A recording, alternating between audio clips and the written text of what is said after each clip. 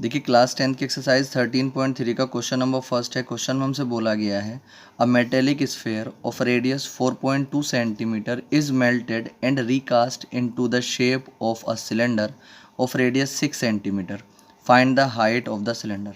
तो देखिए क्वेश्चन में हमसे बोला गया है कि किसी मेटल का एक स्फेयर है जिसकी रेडियस 4.2 सेंटीमीटर है, उसको मेल्ट किया गया है यानी कि पिघलाया गया है। पिघलाने के बाद उसको जो है सिलेंडर में कन्वर्ट कर दिया गया। उसकी शेप जो थी पहले स्फेयर थी, उसको जो है फिर सिलेंडर की शेप में कन्वर्ट कर दिया गया है। जिस सिलेंडर की शेप में उसको कन्वर्ट किया गया है उसकी रेडियस 6 सेंटीमीटर है।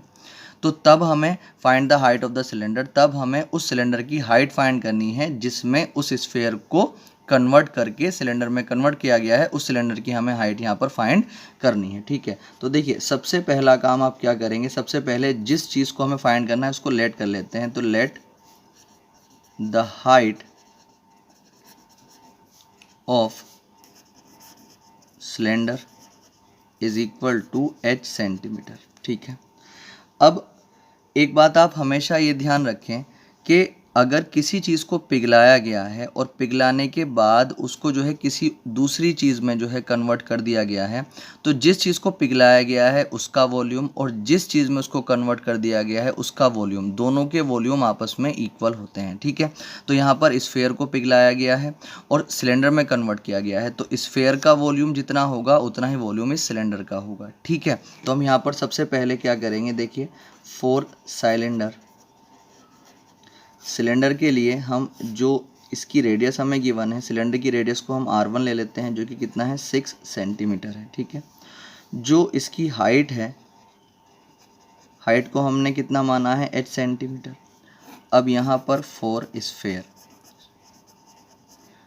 स्फेयर की जो रेडियस थी वो कितनी थी, इसको हम r2 ले लेते हैं जो कि कितनी थी 4.2 सेंटीमीटर थी।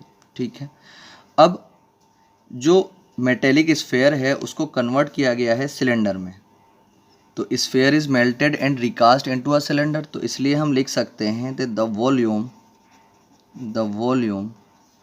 Of cylinder equal to the volume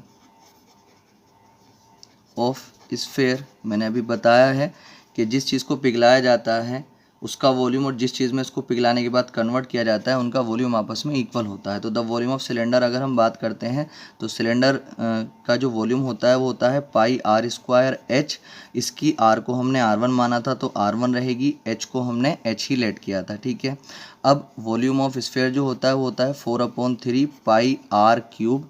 इसकी रेडियस को हमने r2 माना था तो यहाँ पर r2 क्यूब लगा सकते हैं। ठीक है, अब देखिए पाई से पाई यहाँ पर ख़त्म हो जाएगा, r1 हमारे पास कितना था 6 स्क्वायर आ जाएगा, मल्टीप्लाई h हमारे पास h ही है, h की वैल्यू हमें निकालनी है 4/3 मल्टीप्लाई r2 कितना है 4.2 के ऊपर पावर 3 आ जाएगा। ठीक है, तो 6 की पावर 2 का मतलब 6 × 6 लिख सकते हैं इसको, और इंटू में कितना है h is equal to 4/3 multiply 4.2 को 3 टाइम हम मल्टीप्लाई में लिख सकते हैं।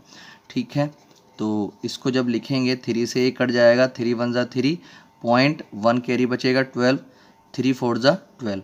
अब h की वैल्यू निकालनी है, जिसकी वैल्यू निकालते हैं उसके साथ में जो मल्टीप्लाई में होता है वो इक्वल वाले के अपॉन में चला जाता है, तो h is equal to 4 multiply 1.4 multiply 4.2 multiply 4.2 और अपॉन में कितना आ जाएगा 6 मल्टीप्लाई 6। ठीक है, तो अगर हम देखते हैं तो 6 से ये 0.7 टाइम कट जाएगा, इस वाले 6 से ये भी 0.7 टाइम कट जाएगा। ठीक है, तो अब अगर हम यहाँ पर देखते हैं तो जो h हमारे पास आ जाएगा, नीचे तो कुछ नहीं बचा, ऊपर बचा 4 मल्टीप्लाई 1.4 और मल्टीप्लाई 0.7 की मल्टीप्लाई करेंगे तो 0.49 आ जाएगा। जब इन सब की हम मल्टीप्लाई करेंगे तो हमारे पास आ जाएगा 2.744। ठीक है, तो h इज इक्वल टू इतने सेंटीमीटर आ जाएगी। अब लास्ट में लिख सकते हैं the height of the cylinder is equal to 2.744 centimetre, ये इसका आंसर हो जाएगा।